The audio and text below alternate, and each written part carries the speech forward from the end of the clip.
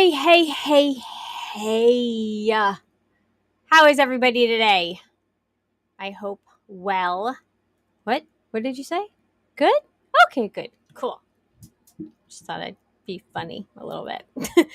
I am Michelle with Moksha Grace Coaching, and if you are joining me for the first time, welcome to Moment of Presence, where I get to be goofy, serious, and whatever else I'm feeling for the day. Today we're going to be talking about grounding. So we're going to do that in a minute. And how to bloom in the middle of all of the gloom. But we're not going to talk about the gloom. We're going to focus on the blooming because that's what we do here on Moment of Presence. So I am Michelle. I am a emotional liberation coach. I help people understand that the only control that you have, and if this is the first time you're hearing this, sit down, but I promise it's okay. The only control you have in this world is on how you respond to the world around you. That's it. That's it. That's all you can control is your response to anything that is going on around you. You can't control anyone else. You can't control exactly what's happening around you, but you can control your inner world, which then affects your outer world. So that is what I enjoy the most about coaching, is helping clients come to terms with that and realize that when they feel out of control and overwhelmed and mad at the world, that in reality, they're living from a place of fear and out of control. And bringing yourself back into control by understanding what that looks like, what it feels like, and how to do it, how to maintain it. We can't all be perfect, and we're not all going to have, the perfect day, the perfect moment every single day. There's times when we can lose our cool, and that's okay too. And that's the other part of it, is it's okay to not be okay. So let's bring this all into how to focus on blooming in the midst of all the gloom, and what in the world that has to do with grounding and moment of presence. So thank you all for being here. Please put a comment. This is, engaging, interactive. You can tell me what you do, how you respond in different situations. But this is more of a conversation. So please, in the chat, let me know that you're here.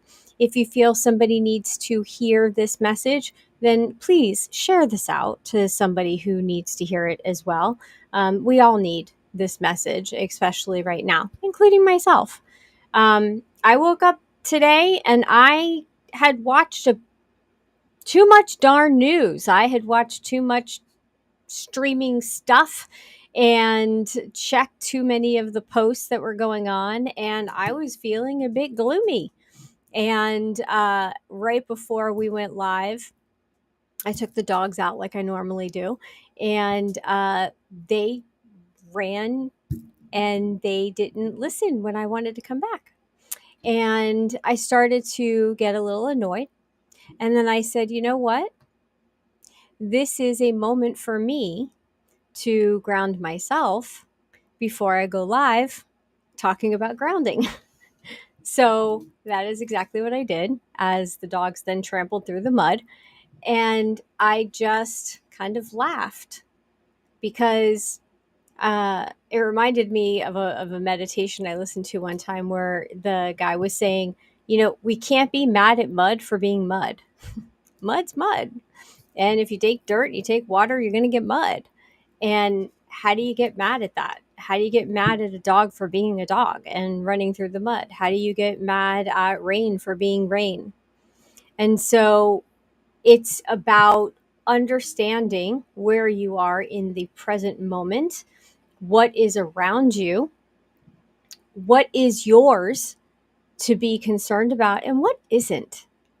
And that's the biggest part of today's talk. So the first thing I want us to do is really just take some deep breaths. And so we're going to take a deep breath.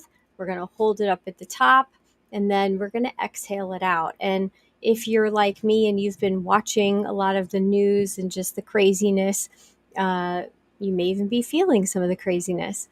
Do me a favor and just take a big deep breath in. Bring up those feelings. It's okay. It's okay to be annoyed and unsure of what's happening in the world, and just exhale that out. And then take another deep breath in. And I want you to see or feel your breath going down through your body, and imagine it going into the ground. And this is a grounding method. So you breathe in, and we just push that breath down. And imagine that you have roots that are literally growing into Mother Earth and grounding you and holding you here. Because whatever your faith is, whatever you believe in, the universe, God, Mother Gaia, our back is gotten, right? Whatever you believe in, the divine has got our back. And it's all going to be okay. And we don't know why the crazy stuff happens. That's not for us to know. But what we know is that we can control the environment around us, and we can ground ourselves and maintain our sense of being. There's another meditation, and it's called the art of nothingness. So it's doing nothing, the art of doing nothing. And sometimes we have to bring ourselves into that nothingness, that doing nothing, the sitting and the just being, hearing the chicken laying an egg outside, the watching of the dragonflies past the window, looking up at the sky and seeing the clouds go by.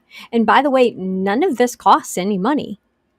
This is grounding for you, and it's one of the best things that you can do for your sanity, your mental stability, is to maintain your presence. And when we talk about how do we bloom in the midst of all the gloom, is you take a look and you go, is that mine? Is the anger that people are holding on to and doing really disruptive things, is that anger mine? No, that anger's not mine. Does it upset me to see that kind of thing, or things that are happening around the world? Yeah, it does. Because you know what? I know that we are better human beings than what we're showcasing right now. Some people are showcasing. But that's humans behaving badly.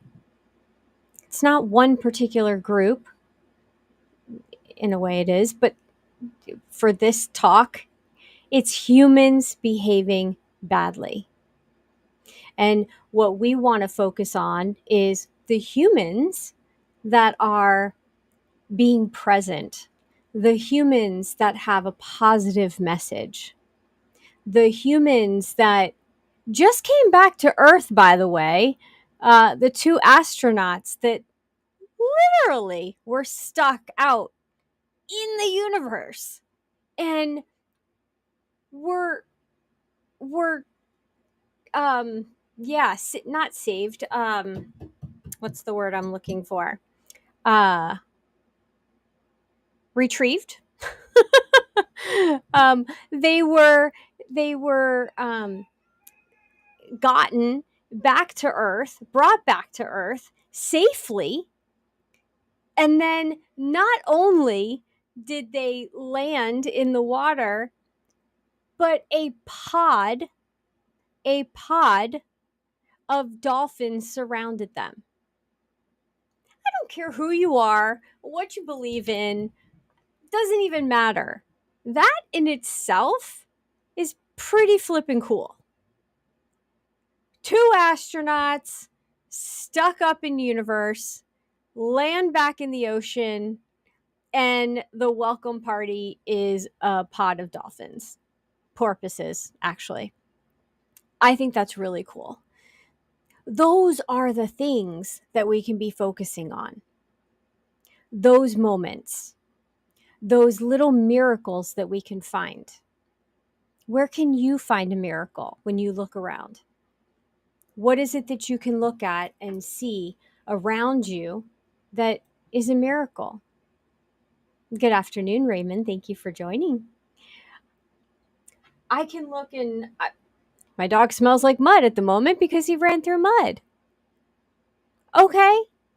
You know what? I'm really glad that we had some water, that we had some rain, and that we also have sprinklers that are watering the plants around us, because in Florida right now, down in South Florida, we're actually under a fire watch. And so that's a small miracle that we need that moisture in order to not have a situation like in other parts of the country. So we have to be careful, we have to be mindful, but we can focus on the good. So I'm going to focus on that mud puddle. I'm going to focus on sprinkler systems that work. I'm going to focus on, just how lush and green everything is versus, the brown oak tree leaves that are all over. They need to be picked up because that's a fire hazard. So guess what? I can focus on, oh my gosh, there's work to be done. Or I can go, cool. That's a nice way for me to get some exercise in later today. And I get to help my husband and hang out with him in the yard. That's awesome. And it's nice out today. It's not overly hot, so that'll be fun. So it's the perspective that you have on looking at different things. Yes, some people can say everything is going wrong, but is it really? Or do we just need to shift that perspective? Just like I had to this morning when I was feeling a bit gloomy. Turn off the damn phone and stop scrolling. Your mood will change immediately. I put on a playlist, and every time I put this certain playlist on, I like 4 songs in, I go, why don't I listen to this playlist more often? It is so upbeat. It makes you want to like just kind of dance around. The happy feet on it, and just can't what is it? Can't fight this feeling. Can't help this feeling. The Justin Timberlake song. It's how you handle your emotions. That is what you can control when everything else feels out of control. And when we ground ourselves in that fact, that's when we can then shift our perspective. So, what do you do when you need to shift your perspective? What is something that you can go to or lean into that will help you when you need it most? Is it a song? Is it a book? Is it a picture that you have sitting around that you enjoy looking at? Is it something that you can hum? Sometimes it's the easiest, smallest little things that can make a difference. Have you ever been walking on a sidewalk and it's all concrete, right? Sidewalks. And then you see this one weed with this one little bloom coming up through a crack. That is a little miracle. When they say that cracks happen in expensive vases in certain cultures, they don't fix it perfectly. There's just a little off so that the light can shine through. Because when things are cracked, the light can shine through. You can see the light. These are the little things to focus on. These are the positives. What are some other positives we can look at? You got any? Can you think of any? The sun came up today. You woke up. Your eyes opened. You were able to walk across the room. Not everybody can do those things. I get to work from home and my pup gets to sit underneath me. These are good things. And when we focus on those and we have gratitude for that, and you can say either I love this or I'm grateful for this, write it down. Make your list of gratitudes. Because by the time you're done writing them all down and seeing the positive aspects, your bad mood's gone. And if you're really in a crappy mood, write down all the things that you feel crappy about, and then look at that list and write the opposite. Write the opposite. The real thing that's happening.